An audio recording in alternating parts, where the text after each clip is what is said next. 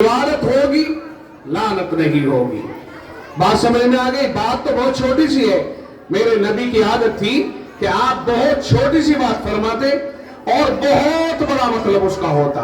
देखिए बात कितनी छोटी है। इल्ला जिक्रुल्लाही, अल्लाह की याद, अल्लाह का जिक्र, अल्लाह की इबादत। अब इबादत करेगा आदमी, नमाज, रोजा, हज, ज़कात, एक दूसरे की हमदर्दी, खैर खाई, ये सब अल्लाह की इबादतें हैं।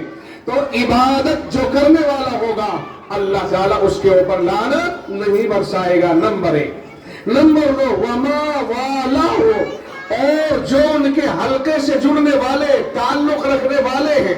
कोई कहता है साहब ईशा के बाद बैठ जाना, अल्लाह के दीन की फिक्र के लिए चंद घड़ी बैठ जाना, भाई मशवरा होगा।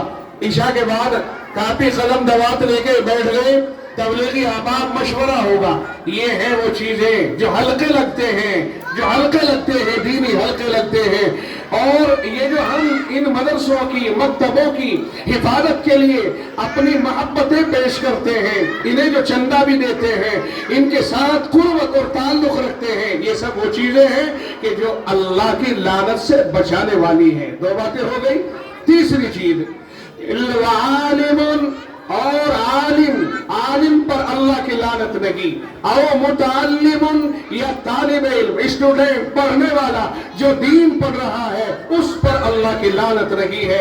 ये 4 चीजें हैं जो दुनिया में अल्लाह की लानत से निकल गई।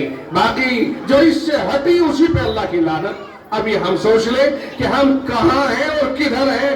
हम लानतों में हैं या लानतों से बचे हुए हैं? मैंने आपके सामने इस हदीस पाक से वादे किया कि अल्लाह की लानत का मतलब यह है कि अल्लाह की रहमत उस पर नहीं होगी। अल्लाह का गज़ब, अल्लाह का गुस्सा, इसको लानत कहते हैं।